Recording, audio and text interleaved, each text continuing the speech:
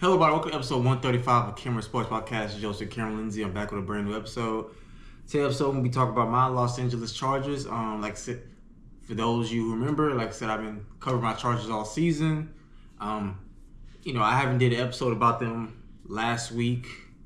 And the week before that, I've been busy. But this episode, we're going to be talking about the game against the Colts at home and Thursday night game against the Minnesota Vikings last week. So, yes, my LA Chargers bounced back in Week 8 against the Minnesota Vikings, 37-10. Before that, Week 7, we were going against the Indianapolis Colts, who were 5-1 at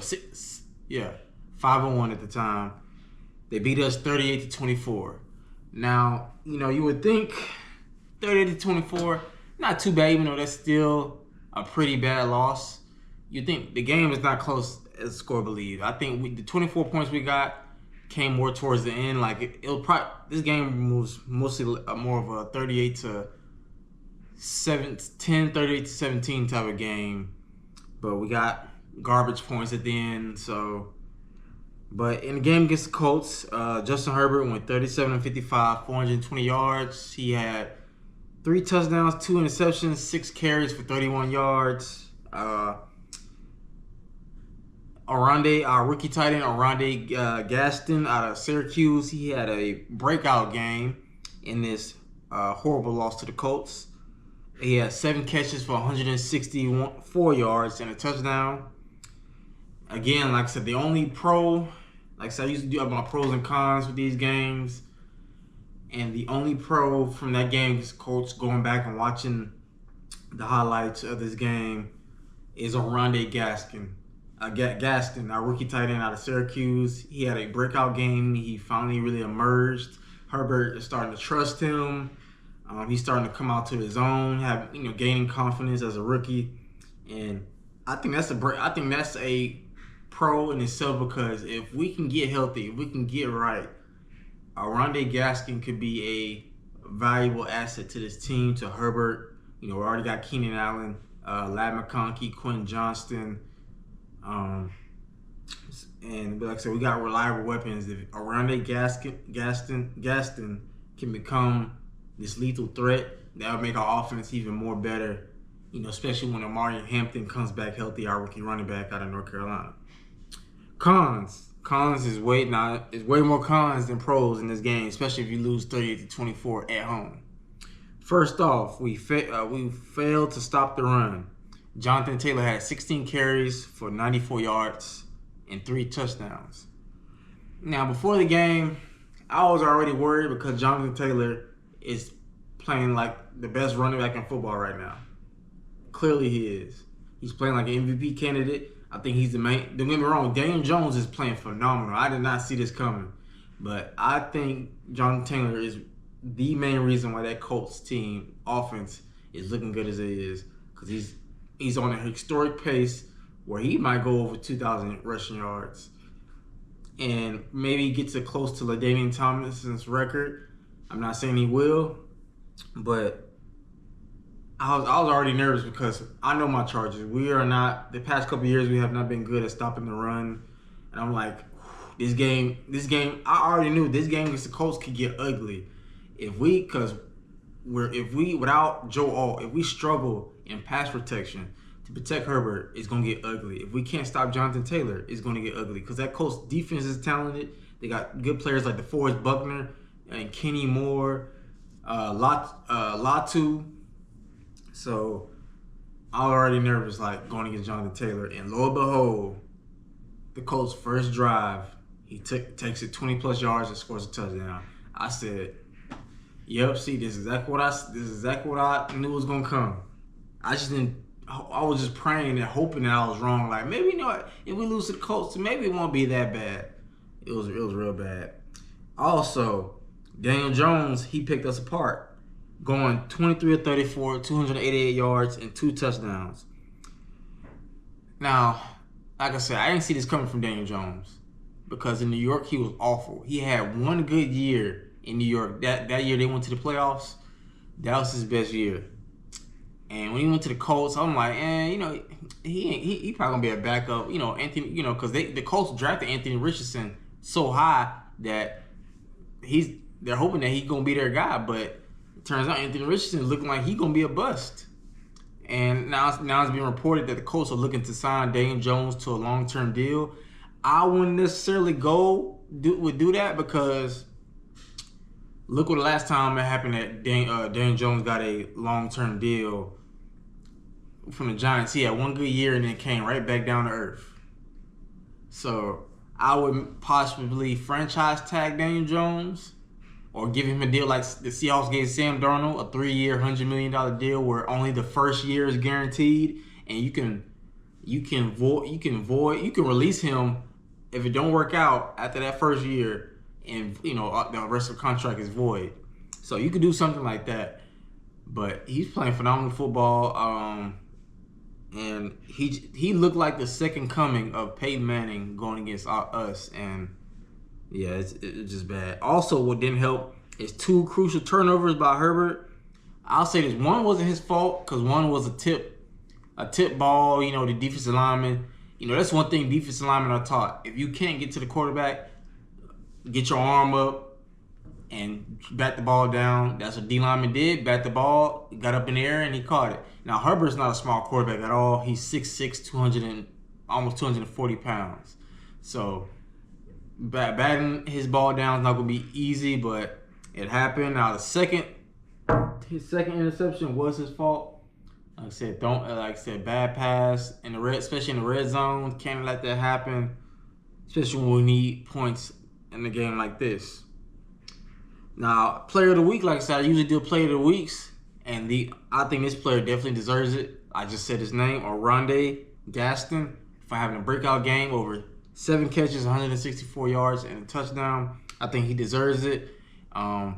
He had his breakout game, and I think the future is bright for him, potentially with my Chargers in this league. But yeah, that's what I wanted to talk about from that Colts game. I kind of knew in my heart, like I said, I may be a Chargers fan, but I'm a journalist at the same time also. And I kind of saw that. I was hoping that the game would be closer. Like I said, don't let the 38-24 score fool y'all. It was not this close. It was way worse than that. I think at halftime the score was like 20-3 or 23-3. So yeah, it was real bad. But after that loss, we had a Thursday night game against the Minnesota Vikings. My LA Chargers defeated the Vikings on Thursday Night Football, 37-10, to improve to 5-3. Justin Herbert went 18-25 for 227 yards, 3 touchdowns, only 1 interception. Our running back Kamani Vidal had 23 carries for 117 yards and a touchdown. Wide receiver Ladd McConkey had 6 catches, 88 yards and a touchdown. Now, going into that game against the Vikings, like I said, we ready. We trying to bounce back. They brought in the old classic uniforms, the supercharged uniforms, looking like, and I like those uniforms. But I'm like, man, we played the Colts in our all gold yellow uniforms, and we got our butts kicked. I don't want to see us get our butts kicked against the Vikings wearing our classic uniforms.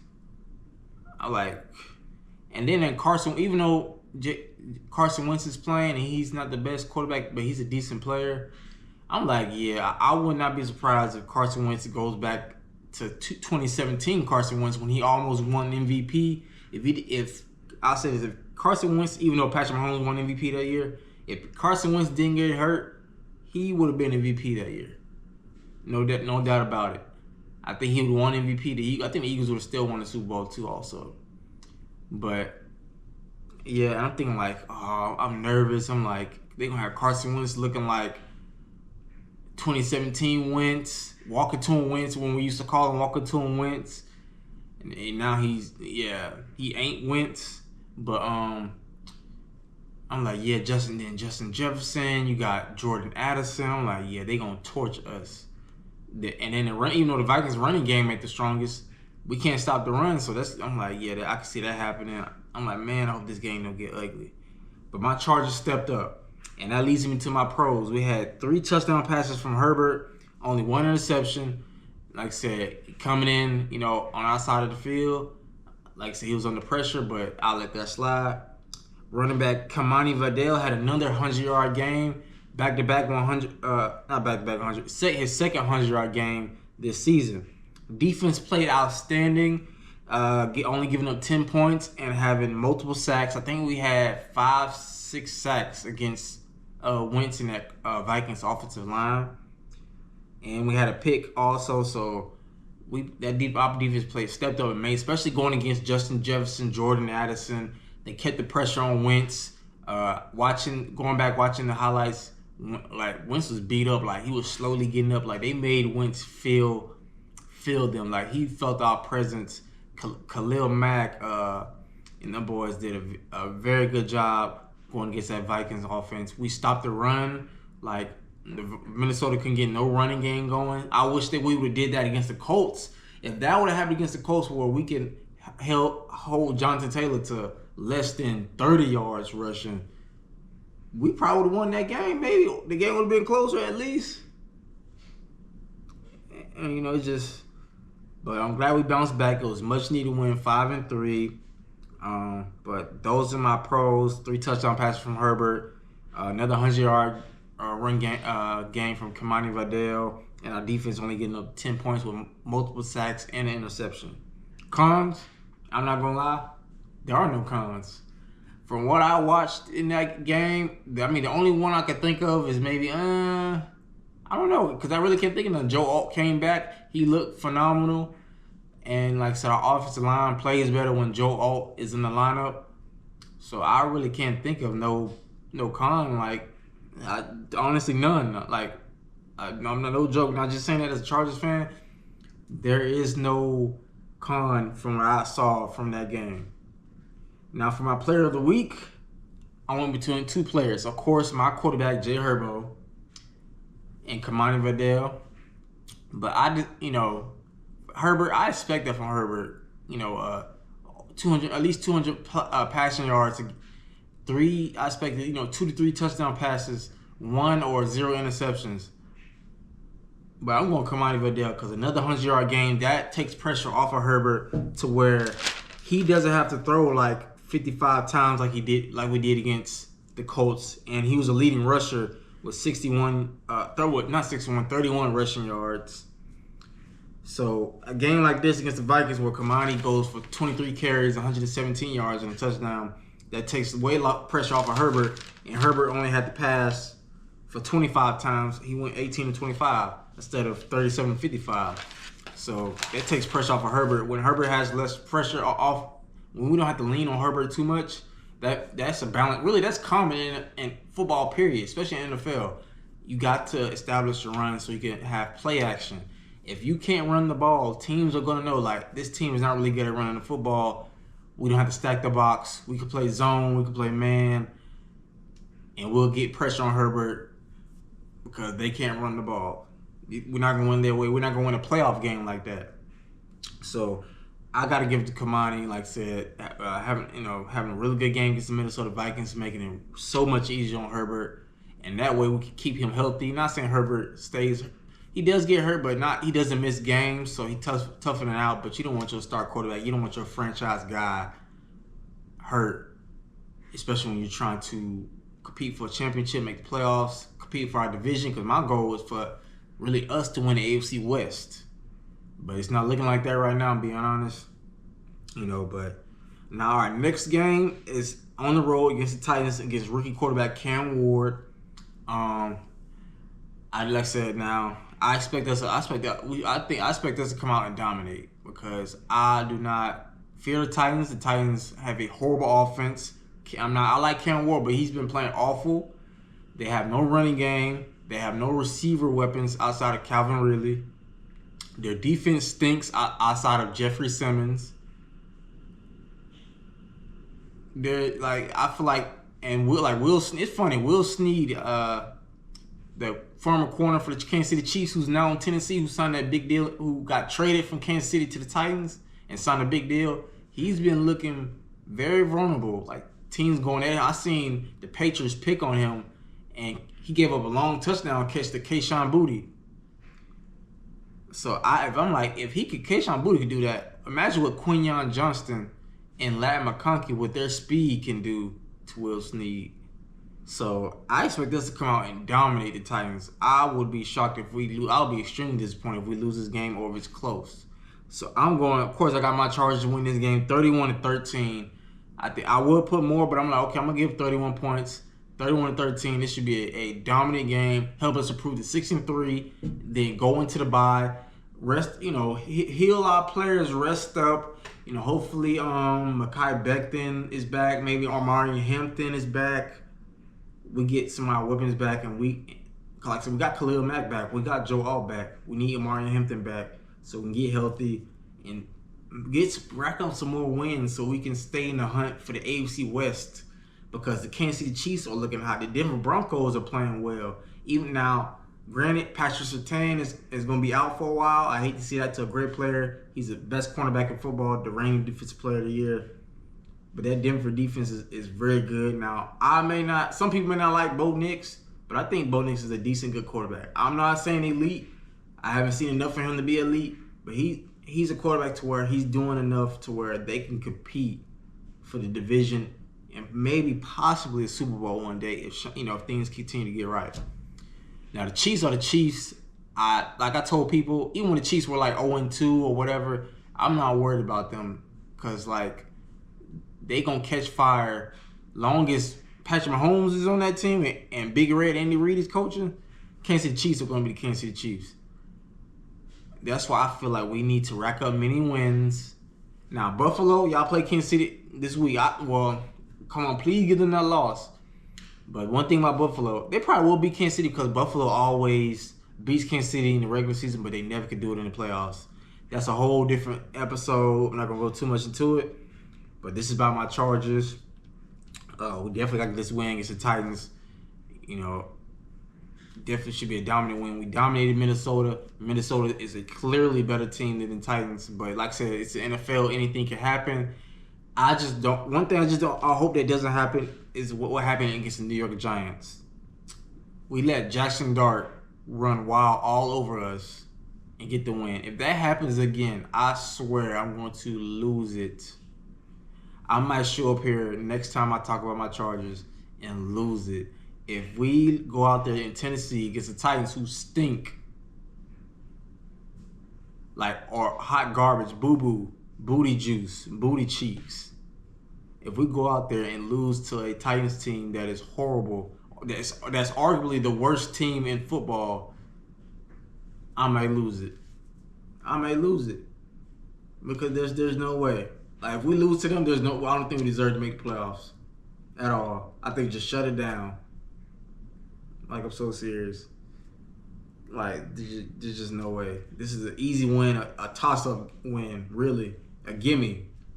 So, but yeah, that's what I wanted to talk about today's episode. Like I said, last couple games I wasn't able to talk about, but I wanted to put them together since I haven't get ready for Week 9.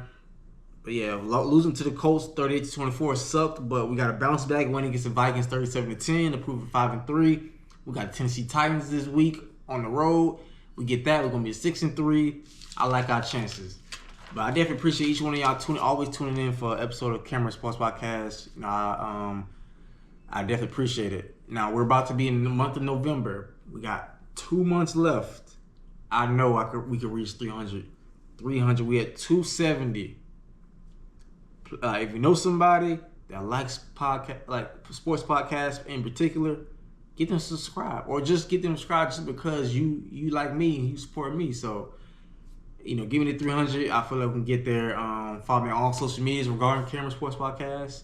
And yeah, I definitely appreciate your support. I'm only gonna continue to grow and keep getting better as a sports journalist, and you're gonna see more improvement each time, especially heading to next year. But yeah, I definitely appreciate all y'all support. And like I said, if you want to touch down with Cam, you know what to do. Click that subscribe button. I'll catch y'all next time. Take care.